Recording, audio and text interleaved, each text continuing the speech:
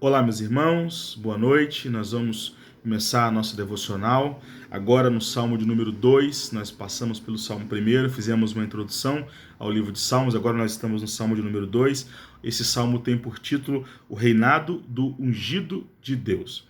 Nós vamos ler as partes desse salmo. Esse salmo é composto de 4 partes diferentes. Nós também chamamos de 4 estrofes, né? São estrofes compostas de alguns versículos, e essas estrofes vão nos contar a história do ungido de Deus, né? Do reinado do ungido de Deus. Num primeiro momento, aqui o salmo se refere ao rei Davi, mas esse salmo também aponta para a figura de Jesus Cristo, que é o Rei dos Reis e Senhor dos Senhores. Nós vamos olhar a primeira estrofe, que começa no versículo 1 até o versículo de número 3, vai nos mostrar a oposição que era dirigida ao rei, ao ungido de Deus. É dito: por que se enfurecem as nações e os povos imaginam coisas vãs? Os reis da terra se levantam e as autoridades conspiram contra o Senhor e contra o seu ungido, dizendo: vamos romper os seus laços e sacudir de nós as suas algemas. Portanto, é-nos apresentado aqui, no primeiro momento, a figura do rei sendo atacado por todos os lados pelas autoridades, pelas nações que conspiram contra o ungido de Deus. No caso aqui, quando os judeus cantavam essa canção, eles estavam se referindo ao rei Davi, que estava no trono, que era um grande rei, mas seguramente tinha vários inimigos à sua volta que o tentavam destruir a cada momento. Mas quando nós chegamos no Novo Testamento, nós vemos a igreja primitiva, lá em Atos, capítulo 4, versículo 25 e 26, lendo essa parte do Salmo 2 e colocando isso como uma aplicação para Jesus Cristo.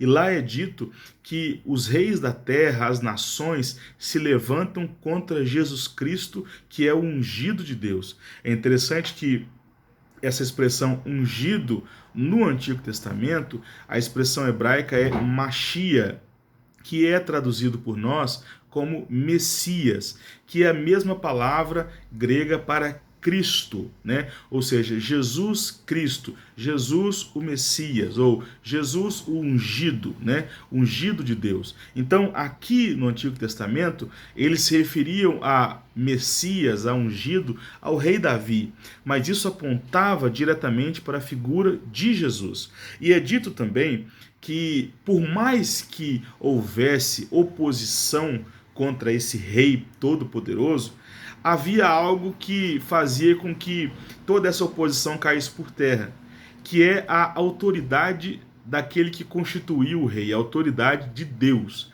E isso nós vamos ver na segunda estrofe, que começa no versículo 4, vai até o versículo 6, que diz: aquele que habita nos céus dá risada, o Senhor zomba deles, na sua ira a seu tempo lhes falará, e no seu furor os deixará apavorados, dizendo: eu constituí o meu rei sobre o meu santo monte Sião.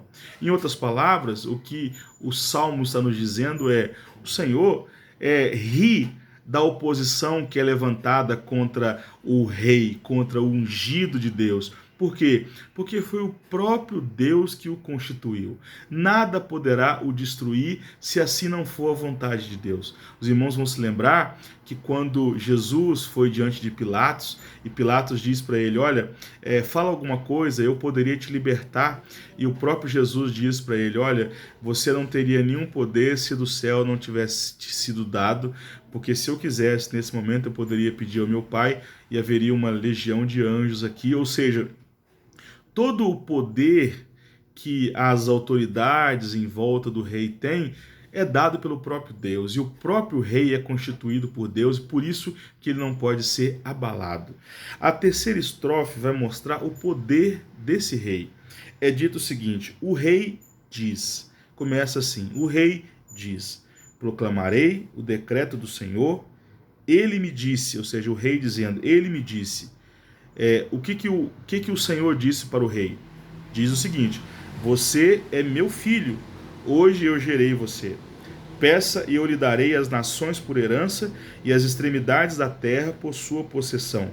Com uma vara de ferro você as quebrará e as despedaçará como um vaso de oleiro. Ou seja, olha, toda a autoridade que eu tenho vem do Senhor, assim que o rei dizia. Ou seja, nada pode abalar a minha autoridade. A mesma coisa acontece com Jesus Cristo. Jesus Cristo tinha e tem uma autoridade como Rei dos Reis e Senhor dos Senhores, que nada pode abalar. Todas as nações da terra se curvam diante do poder de Jesus. E a mesma coisa aconteceu com Davi. Davi, enquanto permaneceu fiel ao Senhor, ele alcançou todos os territórios possíveis, né? Cresceu a nação de Israel poderosamente porque Deus era com ele. E aí, na última estrofe, na quarta estrofe, nós vemos um conselho que o rei dá às nações que estão à sua volta. Vai dizer: agora, pois, ó rei, sejam prudentes, deixem-se advertir, juízes da terra, sirvam o Senhor com temor e alegrem-se nele com tremor. Beijem o filho para que não se irrite e não pereçam no caminho, porque em breve se acenderá a sua ira. Bem-aventurado todos os que nele se refugiam. Esse salmo é chamado de salmo messiânico porque ele aponta para o reinado poderoso de Jesus. O reinado de Davi era apenas uma sombra, era apenas uma figura desse reinado poderoso de Jesus que viria lá no futuro, na nova aliança. Hoje, nós estamos sobre o reinado de Jesus Cristo. E isso para nós, queridos irmãos, é uma alegria imensurável. Por quê? Porque nós somos filhos desse rei. Nós estamos protegidos pela mão desse rei. Ele é o Senhor de nossas vidas. É ele quem nos governa, é ele quem nos protege, é ele quem luta as nossas batalhas. Talvez hoje nós estamos terminando o dia e você está aflito, afligido pelas situações que te cercam, mas eu gostaria que você terminasse o dia de hoje se lembrando desse salmo. Existe um rei que governa sobre a sua vida e você está debaixo e dentro do reino de Deus. E dentro do reino de Deus, você tem ao seu dispor meios de graça para você usufruir, você tem direitos, você pode orar, você pode ler a palavra, você pode ser municiado pelo Espírito Santo a cada momento para poder vencer as lutas da sua vida, as lutas diárias que você enfrenta. Isso só é possível porque sobre a sua vida existe um Rei dos Reis e Senhor dos Senhores. Esse rei não perde batalha, esse rei não perde nenhum súdito. Todos nós fomos eleitos em Cristo Jesus e fazemos parte desse reino poderoso. Por ora, nós estamos aqui e nós estamos de fato de passagem e nós somos aqui embaixadores desse grande rei. O reino de Deus, ele se apresenta na vida da igreja, o reino de Deus se apresenta em nossa vida, mas ele ainda não se manifestou completamente.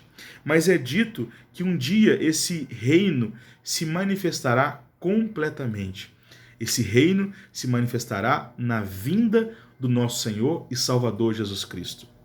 Apocalipse, capítulo 1, é nos dito que esse rei vem com poder e autoridade e todo joelho se dobrará e toda língua confessará que ele é o único rei e que ele é Senhor dos senhores.